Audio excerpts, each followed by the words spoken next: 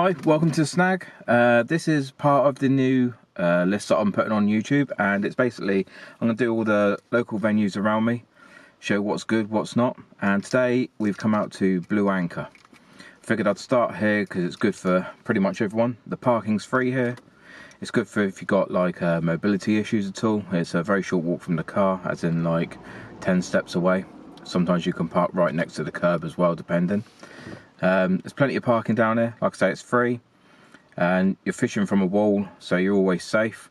The only thing is, if you get a big fish, you will need a drop net, unless you're lucky and you get here early and you can get by one of the sets of steps that goes down. So with that, I'm going to get out. I'm going to show you a few little places along here that are good for fishing, and yeah, we'll go from there. So as you go along Blue Anchor Wall, you can see the seat places you can sit here. Yeah, a bit further down, a bit closer to that reef bit now. There you go, you can see it a bit better. You get some good congers hanging around there. And these steps here are pretty much where you land any decent fish. I normally just bring a drop net because unless you're here ridiculously early, you don't often get onto the steps. Actually, I'm surprised there's nobody camped up here at the moment. There's nearly always somebody camped up down here in a camper van or converted van. Over there you've got Minehead. There on top of the hill you can see Conager Tower and Dunster. There's a couple of charter boats out there at the moment. So species you can expect to catch here in the winter, you'll get lots of whiting, like pin whiting mainly. You get the odd decent one, but not normally. You get conger. You do get codling passing through now and then. They're not common. And obviously you get like the inshore bass. There's a lot of little schoolies around here. A couple of times a year you get a nice one off here, about £8 or £9. But like I say, it's not that common. It's good for digging worm down here as well. Although you want to be up to the right hand side of the beach, which is up towards the Watchet end. Blue Anchor sits between Minehead and Watchet. So if you want to dig worm, go up there. Highly recommend fishing over what you dug as well. If you don't, please backfill it because there's lots and lots of walkers, dogs, kids and everything down here. There have been issues in the past. So this is the gravel. Gives way onto sand. And for this beach, this is one of the first features that I would choose to fish. Where this meets the sand, it sort of levels out onto the flat here. If I get down, you can probably see the gradient a little bit better. So this is normally where the first lot of fish are. My son, this is probably about the extent of his casting, sort of 30 yards out. And he's always catching down here, whether it be dogs, whiting. He's had a few small-eyed rays here.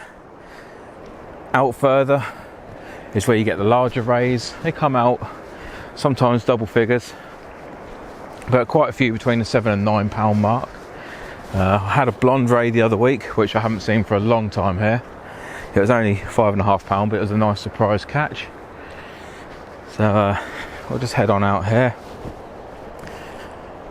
This is the second feature I would fish.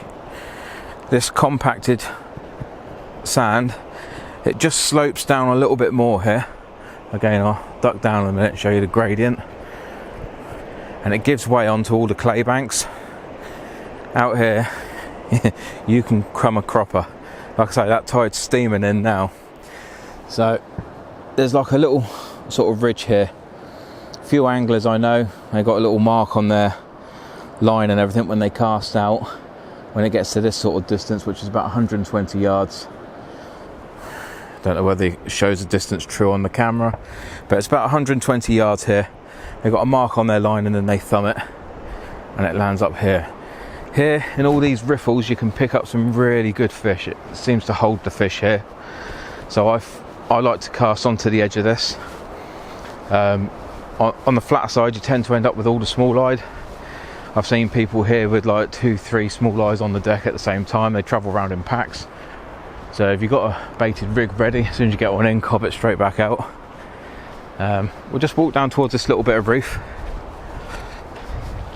It's this reef is where I normally choose to fish. It's right in front of the entrance to the holiday park up there. So if you ever want a holiday, there's plenty of caravans around this area. There's one here, there's another one up towards Watch It up there. And down on the end here is Minehead side of Blue Anchor Bay. It's a cracking little driftwood cafe. Do an absolutely banging breakfast. Nice staff, nice people, and it's good food. So be sure to pay a visit there if you're coming down for the day. I think they stop serving food at about 2:30, 3 o'clock. Don't quote me on it, but somewhere around there, so don't be too late. So when the old man's over on holidays from Germany, then we quite often hit the driftwood cafe, especially now he's getting older and he can't walk as far. We fish just a bit more. So this is the reef mark. It's starting to protrude. It's always here. Sometimes it's a little bit more, sometimes it's a little bit less.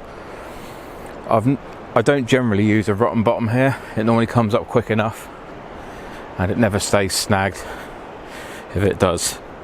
So you got this. Like I say, there's nice channels here that hold all the food and whatnot.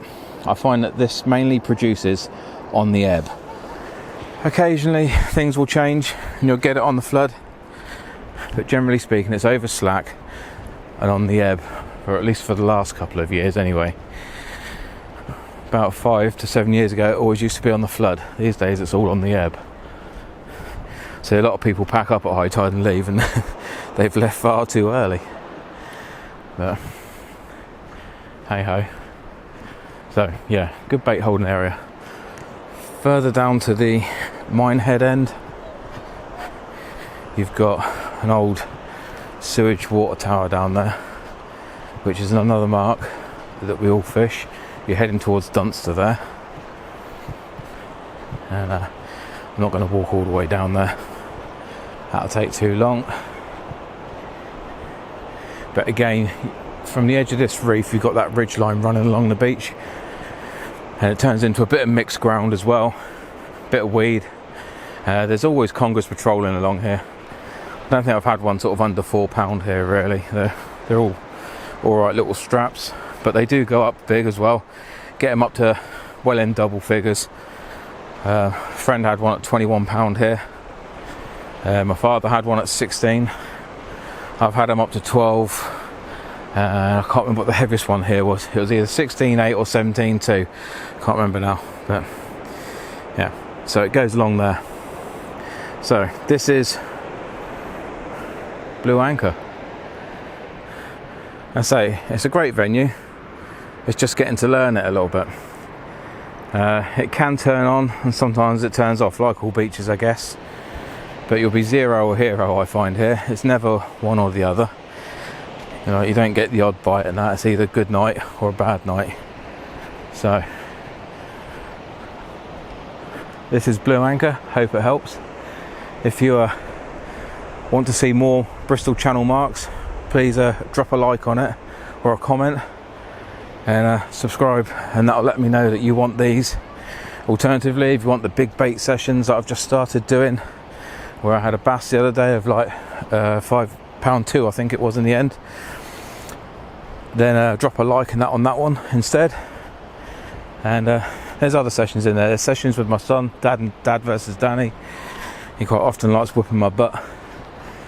And there's all other sessions on there. So have a scroll through the playlist, and let's move on to the next venue. So just on the way back to the motor, and I forgot to mention, just here where I'm parked, there's also a toilet block. It has steps and a disabled ramp, so it's good for everybody. They're quite well kept by a volunteer group, so please donate in the charity milk urn outside. So yeah, anyway, Blue Anchor.